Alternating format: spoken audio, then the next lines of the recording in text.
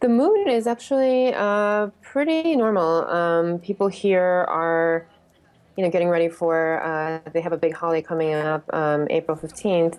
So people are getting ready for that. And, there are foreigners here. People have been very friendly towards us. We have not seen anything, out of the ordinary. And Andrea, I mean, your Secretary of State, John Kerry, is at the moment in nearby Beijing. He's made it clear that he has no intention of allowing North Korea to become a nuclear state. But is that kind of international pressure being reported to the ordinary person in Pyongyang? It's sort of hard to say. I mean, we're here running tours, and we've been running tours for a number of years. But once you're here, you're sort of, in a bubble. You sort of, get very few channels here on the TV, and not many people here have access to the internet. So, as for tourists, tourists don't really know what's going on outside. And as for what's getting reported inside the country, I mean, people definitely are aware that there is tension, but it's not, I think from what it seems, people sort of go about their everyday lives. We don't know exactly what is being reported on their own newspapers, but it doesn't seem like it's, the big hype that it is maybe, in the States. Yeah, and of course, Andrea, while the world sort of waits with bated breath for this missile test that could potentially happen over the coming days, are people in North Korea, do you think, sort of excited about this prospect, a sign of their strength as a nation state? I mean, the people that we have spoken with, have not really spoken directly about the missile test, but, I think that people have just expressed an interest in having peace, and they seem very optimistic, which is different from what we hear, right?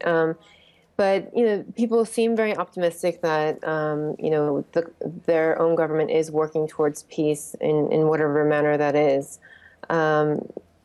So no, we haven't really spoken with people about the missile test, per se.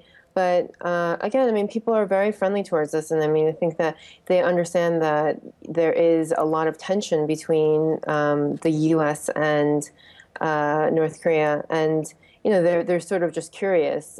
How is it that we came here? Why is it that we have interest? What do we think about their country? So it's all sort of normal things that we see here at Woody Tours.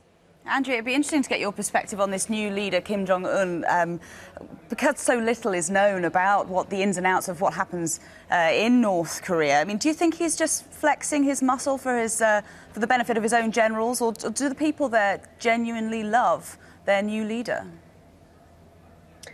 I think actually that the public perception of the new leader is pretty high, and I don't know, what people exactly feel about, what he's doing with the military and the foreign policy, but there is a lot of construction going on here, and they are building a lot more parks and things for the people. So.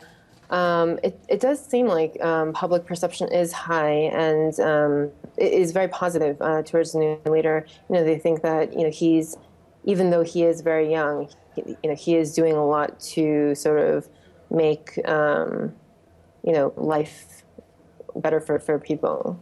So that's sort of all we can gather. Yeah, Andrew, just interesting as well. Has there been a sort of a marked difference in the transition of power from Kim Jong-il to Kim Jong-un? I mean, in terms of tourists in the country, I mean, are people under more pressure now to be kept out, or is the country sort of opening itself up more to Westerners? I think that it is, it's definitely the latter. The country is opening itself up to more Westerners, and there is a big push for tourism. They're also trying to develop more of the tourism sites. Some of the roads that lead up to some of the very popular or very, very scenic areas are poor. The road conditions are poor. So, there is a lot of road construction going on. And I know that there was a sort of new directive to build out some of the resort areas, some of the beach areas. So I definitely think that there is a push for more tourism. And, from what we can say, in terms of operations, when we run our tours, our partners are very receptive to American tourists. I mean, we run a American tourist agency, Uri Tours, and our visas have been getting approved faster than usual, and they're just very receptive to having people come and visit them.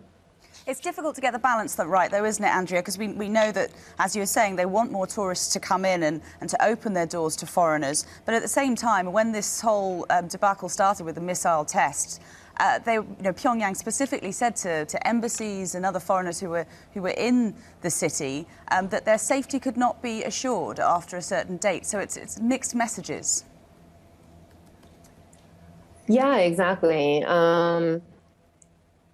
It always is this way because, and we don't know really what is going on, what the intentions are, but it's usually the case that, they send out a message to through their government. And then once you come here, you find that it's really the exact opposite. People do not hate Americans. People do not want war. People want to see peace. And, they very much like Americans.